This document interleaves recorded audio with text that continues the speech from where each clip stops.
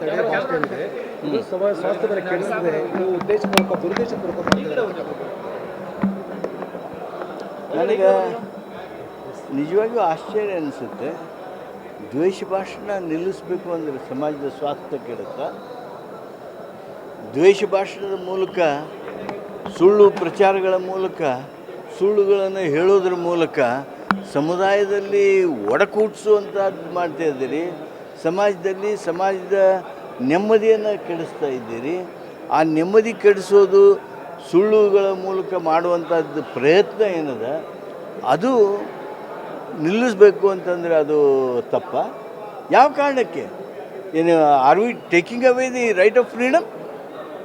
Freedom of expression cannot be taken away by anybody. Constitution has given that guarantee. ಏನಿದ್ರಲ್ಲಿ ದ್ವೇಷ ಮಾಡೋರು, ದ್ವೇಷ ಮಾಡದೇ ಇರೋರು, ಶಾಂತಿ ಪಾಲನೆ ಮಾಡೋರು, ಶಾಂತಿ ಬೇಕಾದವರು, ಇದೇ ಧರ್ಮದಲ್ಲಿ ಏನು ಹೇಳ್ತದೆ? ಏನು ನೀವು ಗೊಂದಲ ಹುಟ್ಟಿಸ್ರಿ ಅಂತಾರೆ, ಅಶಾಂತಿ ಮಾಡಿರಿ ಅಂತಾರೆ, ಕ್ರೂರತೆ ಮಾಡಿರಿ ಅಂತಾರೆ, ಸುಳ್ಳು ಹೇಳ್ರಿ ಅಂತಾರೆ. ಇವು ಯಾವನ್ನೂ ಈ ದ್ವೇಷ ಭಾಷಣ ಬಿಲ್ನೊಳಗೆ ಹೇಳೋದಲ್ಲ, ಅವನ್ನ ನಿಲ್ಲಿಸೋದಕ್ಕೆ ಪ್ರಯತ್ನ ಮಾಡ್ತೀವಿ.